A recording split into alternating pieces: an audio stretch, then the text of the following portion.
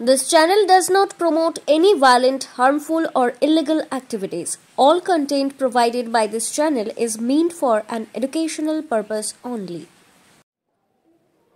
12 ঘন্টার বাংলা বন্ধ রেখেছে বিজেপি। বুধবারের এই বন্ধ সফল করতে গঙ্গাজল ঘাটির দুর্লভপুর মোড়ে রাস্তায় নেমে ওই দলের নেতাকর্মীরা পথ অবরোধের চেষ্টা করলে পুলিশ বাধা দেয়, যার জেরে বচসায় জড়িয়ে পড়েন দুপক্ষই। এমনকি একাধিক বিজেপি নেতাকর্মীকে পুলিশ এদিন আটক করেছে বলেও খবর।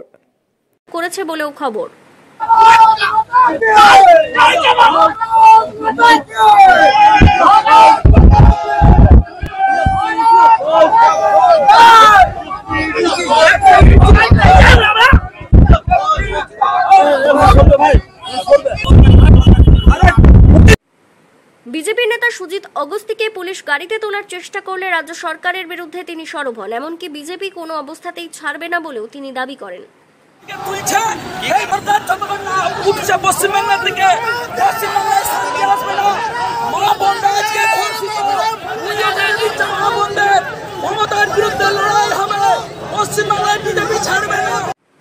তৃণমূলের শ্রমিক সংগঠনের বাঁকুড়া জেলা সভাপতি রথিন ব্যানার্জির দাবি, দুর্লভপুর এলাকায় বন্ধের কোনো প্রভাব পড়েনি, দোকানপাট সর্বত্র খোলা আছে বলেও তিনি দাবি করেন।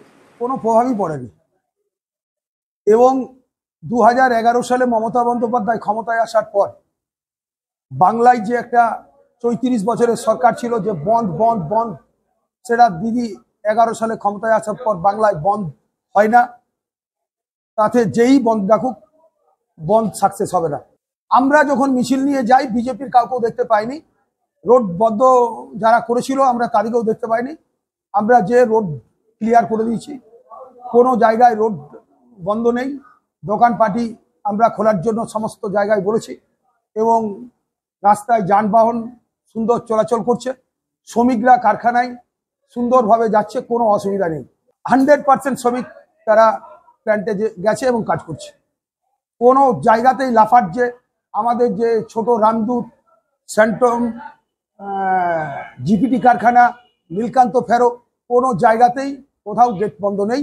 সমস্ত জায়গায় শ্রমিকরা তারা নিজেরা কাজ করছে, বাস মোটামুটি চলছে। অন্যদিকে বিজেপি নেতৃত্বের দাবি, এই এলাকায় বন্ধে ব্যাপক সাড়া মিলেছে, দোকানপাট সব বন্ধ রয়েছে বলেই জানানো হয়েছে।